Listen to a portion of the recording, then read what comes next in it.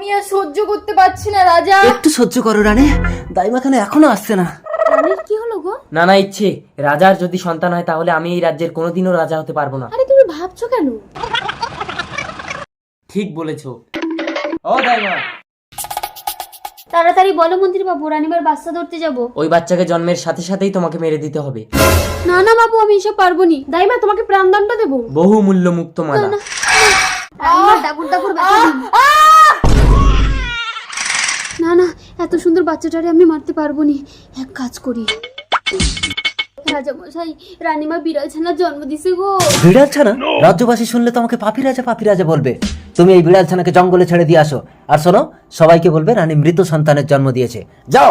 ঠিক আছে, তাই হইব। এই যে মহারানী, মহাপুণ্য করেছো, ওঠো।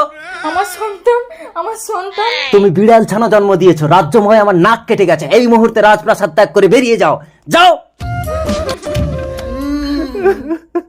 কেঁদো না দাদা। ভাই প্রতাপ, আমি ভাবছি এই সিংহাসনের উত্তরাধিকারী কে হবে। কেন দাদা, আমি সামলাবো এই সিংহাসন। কিন্তু ভাই তুই তো নিঃসন্তান। আমি রাজা হলে তখন আমি আরেকটা বিয়ে করব, তার সন্তান হবে।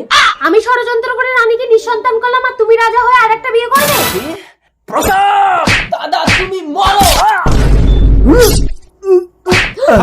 আজ থেকে এই রাজ্যের রাজা আমি। আমাকে ক্ষমা করে দাও রাজা মশাই। বাড়িতে কেউ আছে? রানীমা, আমাকে ক্ষমা করে দিবে গো। কি হয়েছে জানেন? ভিন রাজ্যের গুপ্তচর রাজাকে হত্যা করার কারণে আজ থেকে রাজ্যের নতুন রাজা প্রতাপ মিত্র। আমার ওই শয়তান প্রতাপ রাজামশাইকে খুন করছে গো। ও আপনারও মেরে দিবে গো। আপনার সন্তান যতদিন না ডাগর হবে, আপনি আমার কুটির গা ঢাকা দিয়ে আবডাল হয়ে থাকেন। 20 বছর পর।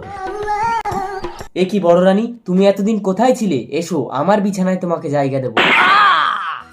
তুই যে হাত দিয়ে আমার বাবাকে মেরেছিলিস সে হাত দিয়ে আমার মাকে ছুবি না। তার মানে তুই সেই রাজকুমার, মরিসনি। ষড়যন্ত্র কি শুধু আপনারাই আটতে জানেন? এই বাঁচতে যদি চাস এই রাজ্য ছেড়ে পালা। চলো, ইচ্ছে কেটে পড়ি। চলো চলো, কেটে পড়ি। মা, আজ থেকে আমি এই রাজ্যের রাজা। জয় রাজা, বলি রাজা জয়।